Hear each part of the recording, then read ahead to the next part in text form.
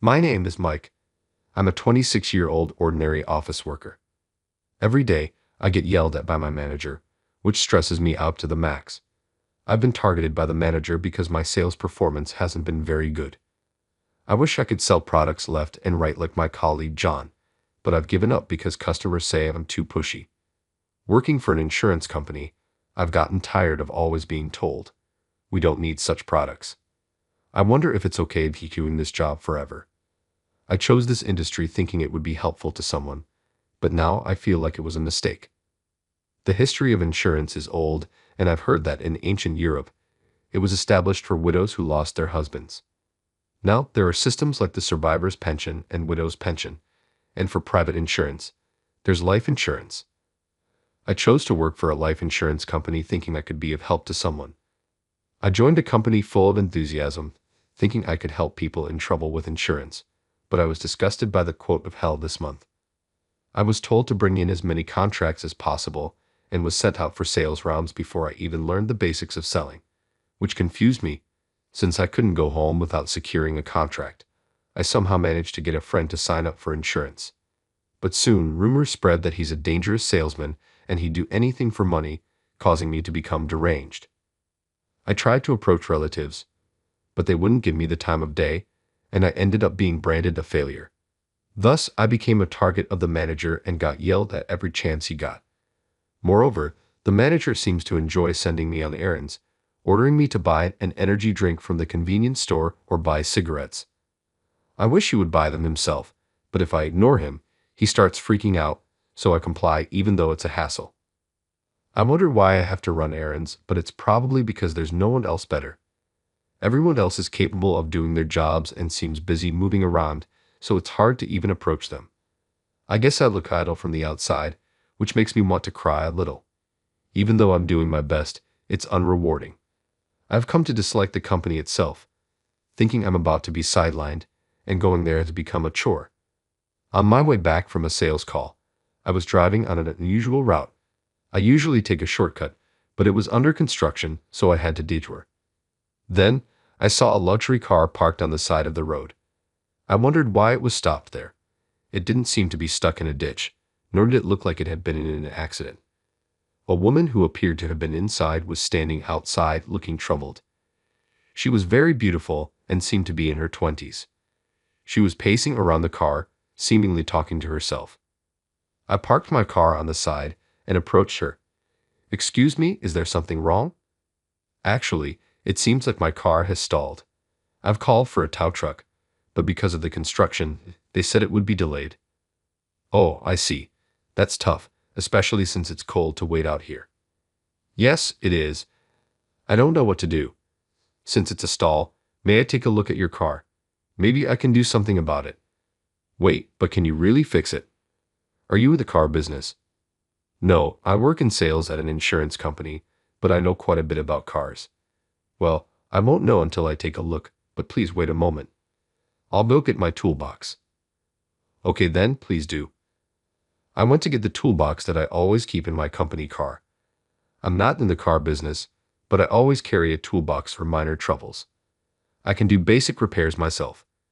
Then, I approached her car and opened the hood. Maybe here.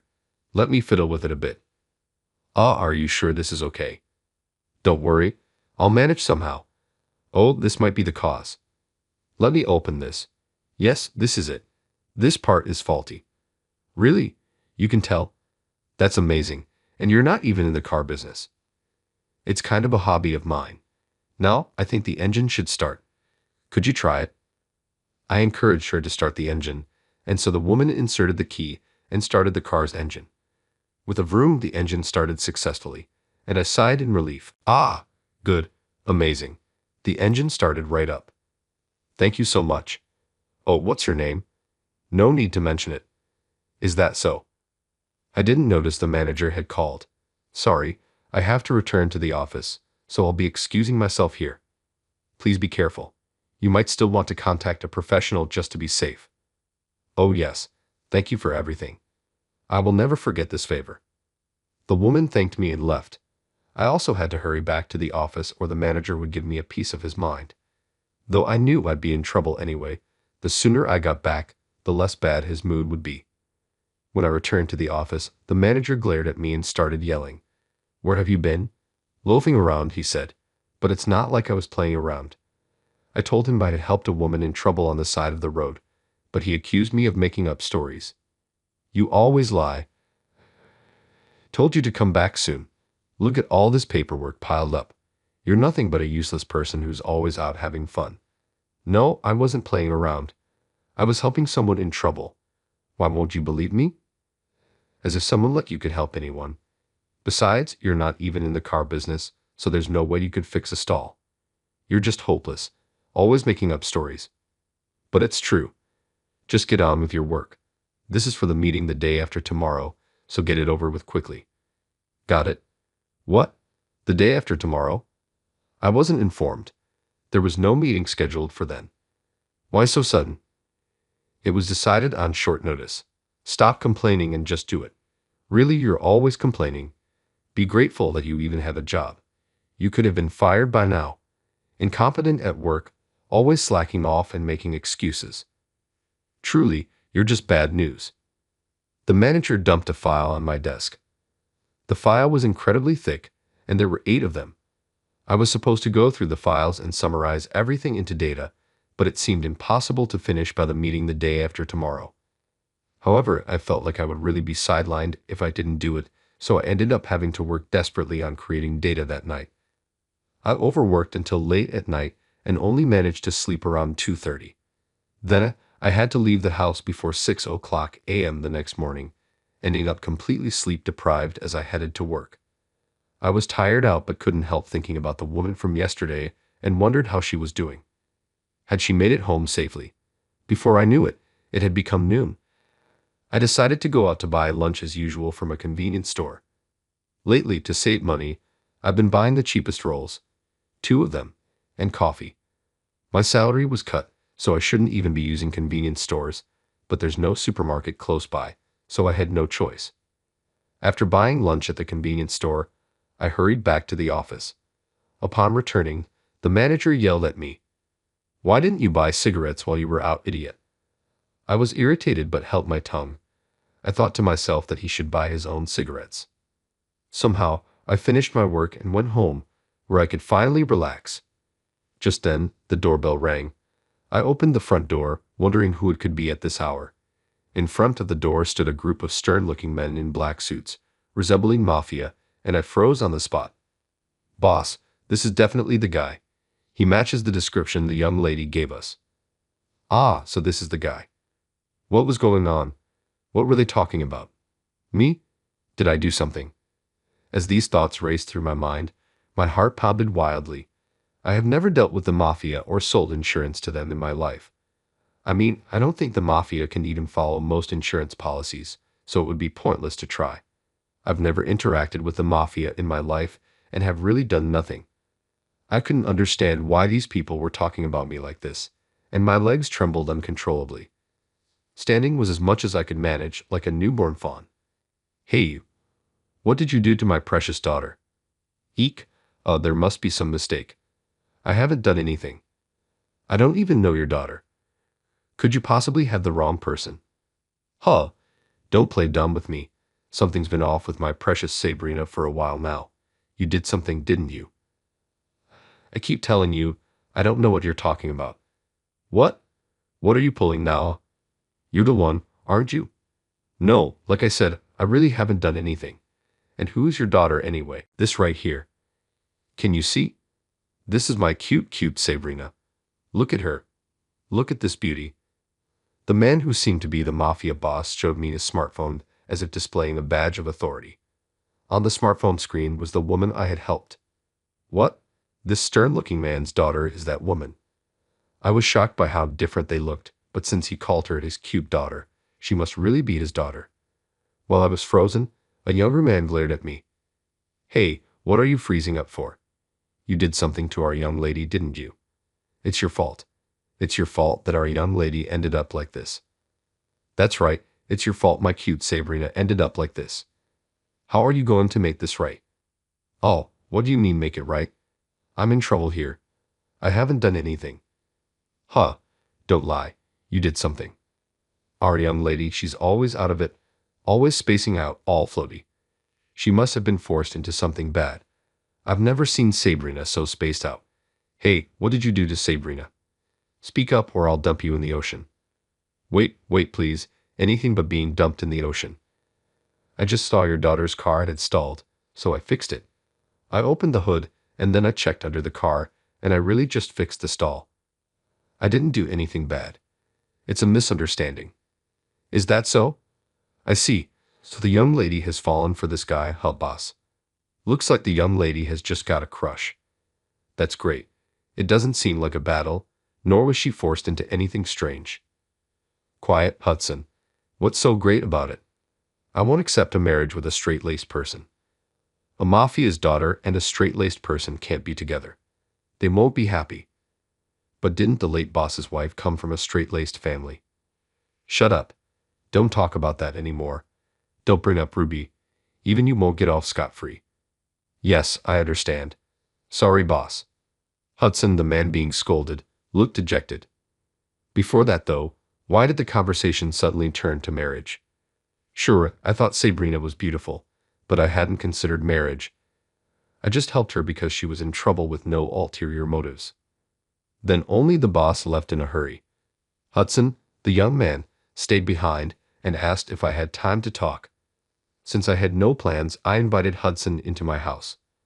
Man, there's no place to even step, he said as he entered. So here's the thing, would you consider dating our young lady, please? It's a request. Wah, hold on, what are you talking about all of a sudden? Me and Sabrina. Yeah, like I said, she's been all spaced out, going on about some wonderful man this and wanting to meet him again that. It's kind of scary. You don't look like that wonderful man to me, but to our young lady, you must be. Hey, that's rude. I'm not wonderful at all. Sorry, just kidding. Anyway, would you consider dating her? Plus, despite what the boss says, I'm sure he wants her to marry a straight-laced guy. Is that so? The boss seemed opposed to the idea of his mafia daughter Sabrina dating a straight-laced guy like me, thinking it wouldn't work out. He says that, but deep down he probably wants her to be with a straight-laced guy. I can tell. After all, he once thought if he were straight-laced himself, it would have been better. Considering he even pondered quitting the mafia for the woman he loved. I see, the boss has had his struggles. Despite appearances, he's had a hard life and is quite clumsy. He feels he troubled his late wife a lot and regrets not being able to tell her he loved her before she passed. So he probably really does want her to end up with a straight-laced guy. Please, I'm begging you, date our young lady. She's beautiful, smart, and domestic. You'll definitely like her. If you think I'm suitable. Actually, I thought she was very beautiful the first time I saw her and even fantasized about dating her. It's creepy, isn't it, for a guy like me? No, I get it. She's definitely a looker. Glad you're interested in our young lady. By the way, how did you know where I live? How could you come to my place? This right here, the pen and notebook you dropped. Oh, that's from my company. In the notebook, I thought I lost. Hudson pulled out a pen and notebook distributed by my company. The pen had my company's logo, making it instantly recognizable as ours. My name and address were written in the notebook. However, the address was of the apartment I previously lived in. So, Hudson and his crew had to inquire around to pinpoint my new place. They managed to find the new apartment location, but not the unit number, so they resorted to a door-to-door search strategy.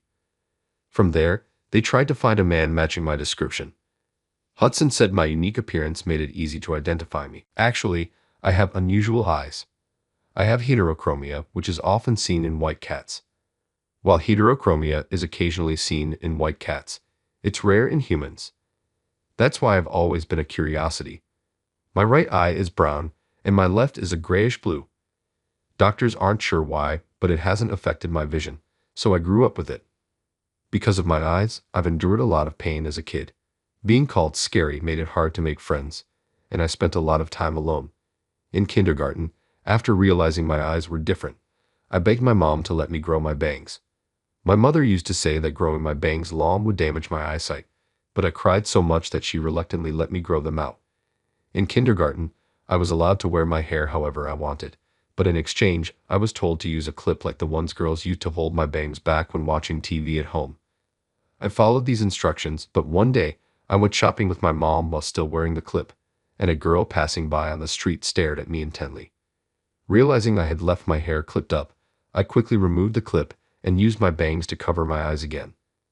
Such incidents continued, making it difficult for me to make friends, which worried my parents.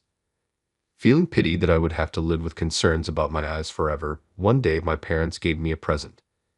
That present was a white kitten. The kitten had heterochromia with one gold eye and one blue eye. My parents thought having a cat with the same heterochromia as me would be somewhat encouraging. By chance, a friend's cat had kittens, and even though this one was a bit skinny and had no one else to take it, my mother felt sorry for it and decided to adopt it. We named the kitten Dumpling because he was as white as a dumpling. We named him with a straightforward naming sense of dumpling, and at home we called him Don. By the way, Don was male. After Don came into my life, I became more positive and stopped being pessimistic about my eyes. Even though Don has heterochromia like me, he's strong and fights with other cats. When Don goes outside, he always chases away the crows that invade our yard and fends off stray cats. Inspired by him, I started to stand up for myself. In elementary school, I responded back when other kids said something to me. Well, anyhow, my eyes are different from normal people. Heterochromia, also known as iris heterochromia, is rare, which is probably why Sabrina remembered me right away. Even though my eyes were once deemed creepy when I was younger, I thought it was worth it if a beauty like her remembered me. Hudson then said he would come back here next Saturday and take me to his boss's house. That means he's going to take me to a Mafia's house. When Saturday came, there was a loud knock on my door in the morning, making me think it was some kind of collection. I wished they would use the doorbell properly. Mike, I've come to pick you up. Let's go. Please wait a moment. Isn't it just 7 a.m.? You're quite eager, but I just got home at 2 a.m. last night and didn't sleep until 3:30. Come on, just hurry up. The young lady is waiting. Let's go. All right, I got it, I said, rushed by Hudson. I decided to quickly change. My hair is naturally curly, so it's hard to fix, but I managed to blow dry it and get it somewhat in order. After making sure I wasn't dirty anywhere, I headed to the parking lot.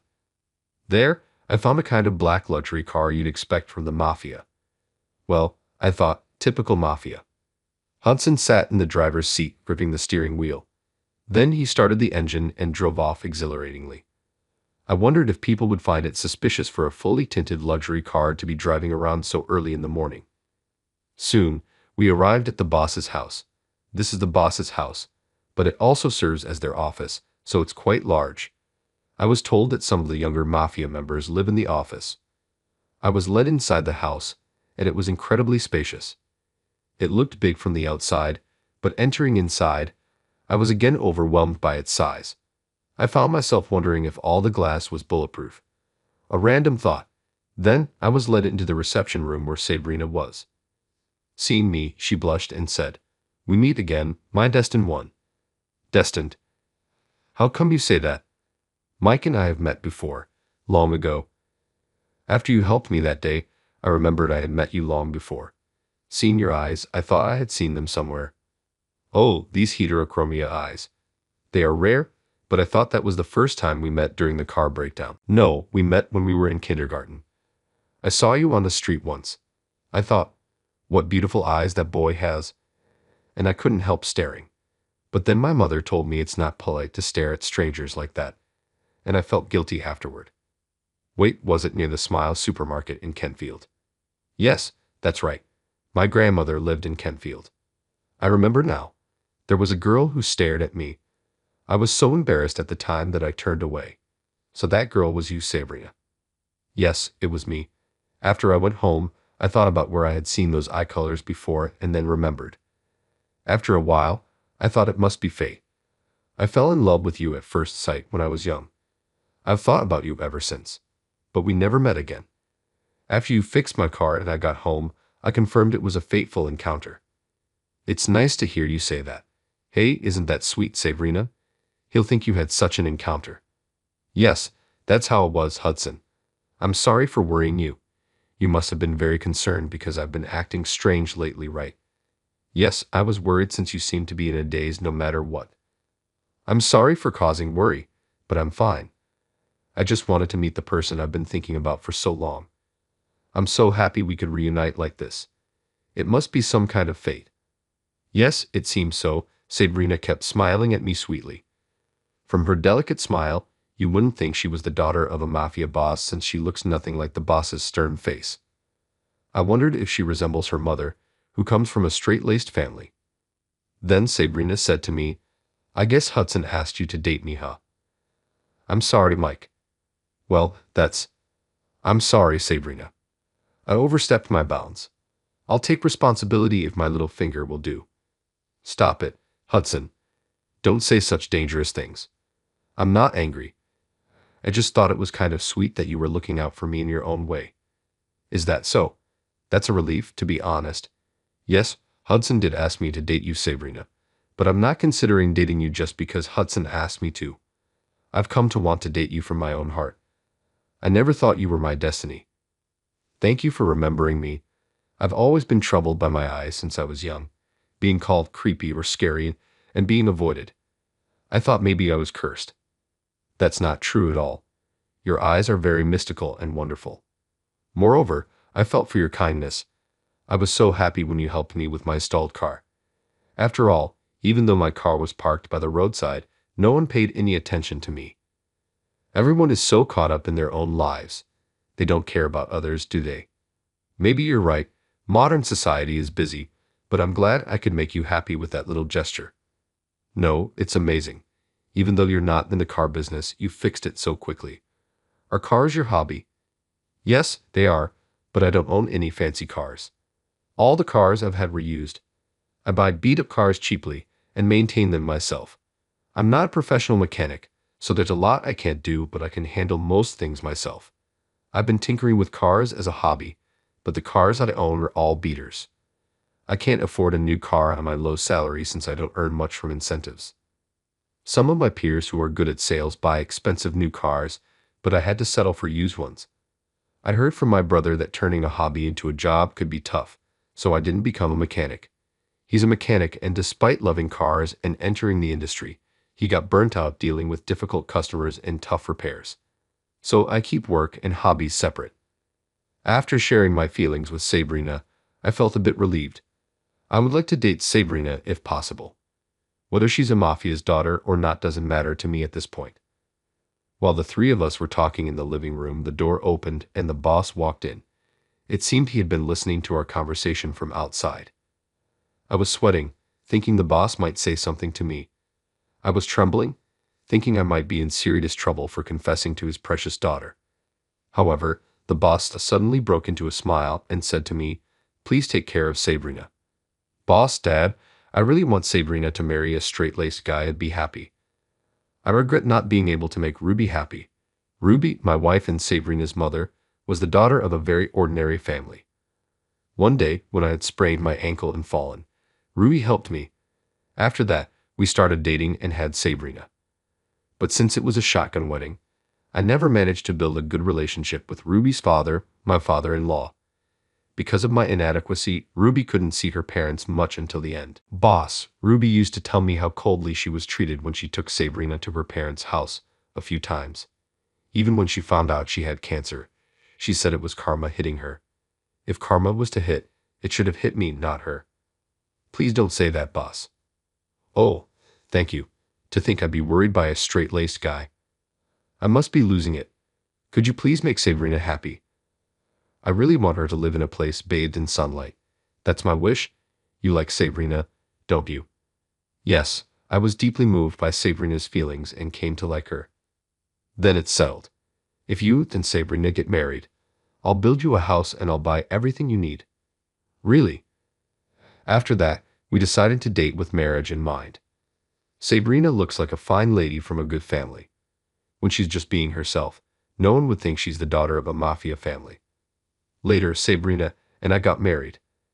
At that time, I quit my job and found a new one, which led to a salary increase. My friends came to the wedding, but they were all frozen stiff because there were many stern-looking mafia members. Nobody knew my spouse was the daughter of a mafia. But after getting married, Sabrina lived not as a mafia's daughter but as a working wife doing a regular office job. She works hard every day at household chores for me, which I'm very grateful for. Next time, we'll go out together in Sabrina's car. This car, which brought us together, holds a special place in my heart. I want to keep it running and cherish it for a long time.